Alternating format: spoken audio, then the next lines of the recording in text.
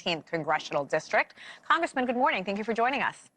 Morning. Thanks for having me on. I don't need to tell you, Republicans are holding a razor-thin majority in the House. Earlier this week, we reported on this extensively. The president withdrew his nomination of Elise Stefanik for UN ambassador to avoid creating another vacancy in the House. Tell me how crucial these two Florida congressional seats are. Well, they are crucial, as is every seat we have right now. And I think it just underscores the importance of maintaining our majority that we have, because the stakes are so high right now with what the president's trying to accomplish.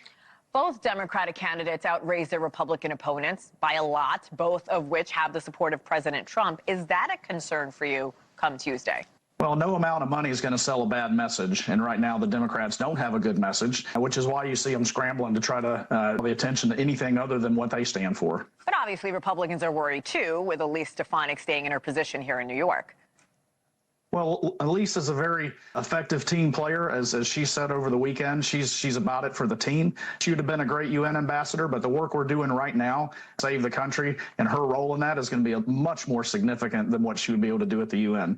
And Congressman, over the past few weeks, we've seen multiple examples of voter frustration from both sides, but from protests outside of Tesla dealerships to voters speaking out at town halls.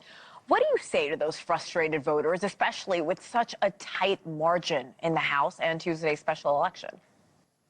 Well, most of the frustration you're seeing is coming from the left, and there's a lot of disinformation and scare tactics that are being used by the Democrats to try to whip up a frenzy of people who fear change. And change is painful for everyone, but the swamp needs reforming. This is what we're trying to do now. This is what the DOGE effort is all about.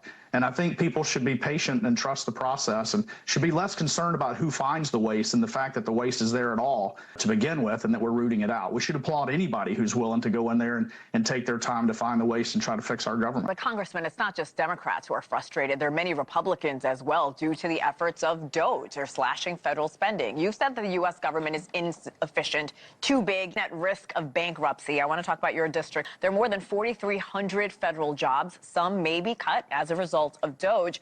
How are you getting the message to your constituents saying that there's so much misinformation out there? Are these cuts really for the greater good?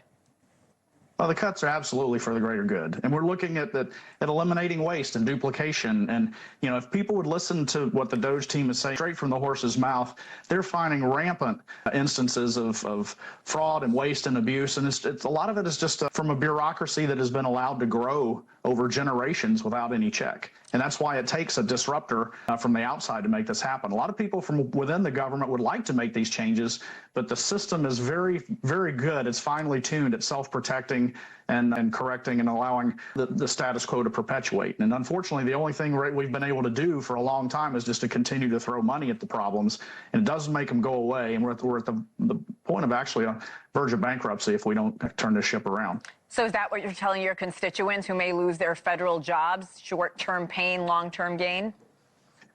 Well, we're looking, the jobs that have been eliminated so far are jobs that are duplicative. There have been some instances where they were overshooting the mark, and DOGE was pretty clear about that at the beginning. Some mistakes will be made, but they're correcting quickly. Everything is transparent. Some folks who are in critical positions have been rehired where there was a mistake made, but some of these are just, it's duplicative positions, and we just can't afford to do that anymore. Tens of thousands have been rehired by federal judges across the country. We are days away from President Trump's tariff deadline on April 2nd. Of course, he's calling it Liberation Day.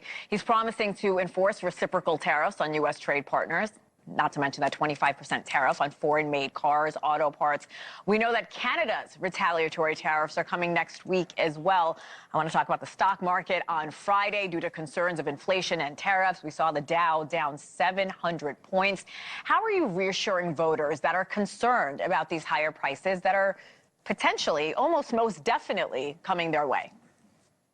Well, there's going to be some temporary disruption, and the president's been clear about that from the beginning. But we have a global trade system that has unfairly come at the expense of a lot of American citizens in the way we go about doing business. And really what the president's trying to do is just reset a level playing field. And I think the idea of having fair reciprocal tariffs makes sense to most people. Why should we play at a disadvantage against other countries in the global economy? Congressman, how long do you think President Trump will have the goodwill of voters if the economy does not turn around, especially considering that was his #1 topic on the campaign trail? Well, history shows people are impatient at the polls when it comes to the economy, and I think that's why You've seen the president in such a frenzy to try to make these effects or make these changes early on in his term so that they can have time to take effect before the midterm election. Unfortunately, it's not a 4-year term for the president. It's only 2 years for the House. And if we can't maintain control of Congress, then all of his agenda will come to a screeching halt. So with primaries starting less than a year from now, we've got to make these changes, give them time to work themselves through the system, and so that people can see the positive effects before they start going to the polls. Yeah, I'm glad you mentioned the midterm elections. We know how crucial that's going to be for both parties. How long do you think these tariffs are going to last, sir? I hope just as long as it takes to get other countries to get in line with us. I see tariffs as a tool, personally, not as a long-term revenue source. That's, to me, not a strategy for a good economy. But in cases where we're being traded against unfairly, we need to use them to reset the table so that we do get a fair shake. Congressman, this is your first time on the show. We appreciate your time. We hope you come back. Florida Congressman Scott Franklin, thank you. You have a busy week ahead. Thank you. Let's head overseas. Take a live look at the rescue and recovery efforts underway right